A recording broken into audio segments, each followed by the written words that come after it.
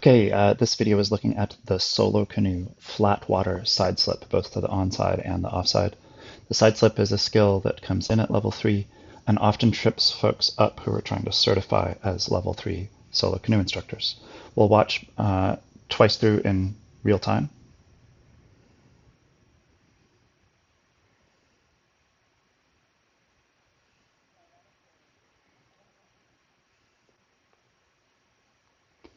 Let's look at the onside first. So we're generating some forward momentum, establishing a carve towards our onside. And then once we have enough momentum established, we are placing a static draw just behind the hip with the power face partly open to the front. As you can see, the red arrow indicates the center line angle of the canoe. The green arrow is an exaggerated angle of the blade, in fact. There is a better representation of the blade angle. The reason that I know this is because the canoe actually travels in the direction of the leading edge of the blade. Watch this.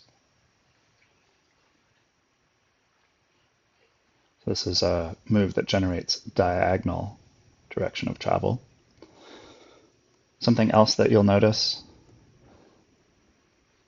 is that right as I initiate the static draw just behind the hip, I also lift the edge towards the blade. You can even see how there's a little bit of a wave piling up there. By lifting the edge, it allows that wave to press on the underside of the canoe, making it plane up and over its own wake. If that same wake pressure were on the chine or up on the side of the canoe, it would cause a drag or a braking action, slowing the canoe. That doesn't mean you can't side slip with that edge dropped. The lifted edge or a flat tilt gives you a feeling of like true glide. Lastly, as we think about exactly where to place this stroke, the static stroke, you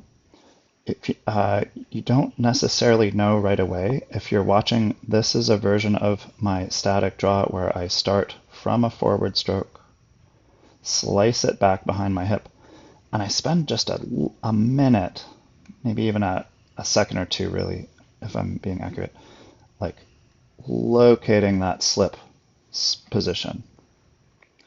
The best way you know if you are too far back is if you start to spin away from your blade. If you're spinning towards your blade, you're too far forward. And once you start spinning towards your blade, it's really hard to bring it back into the slip. But spinning away from your blade and shifting your blade slightly forward to return to a slipping position is a little bit easier. Okay, now let's look at the offside slip. I'm demonstrating this using a cross bow static draw with the power face open. I'm doing this by rotating my thumb away from me on the T-grip. Some trainers will show this as a static pry on the onside, and I don't mind if that's how you've learned it, but that is not my personal preference.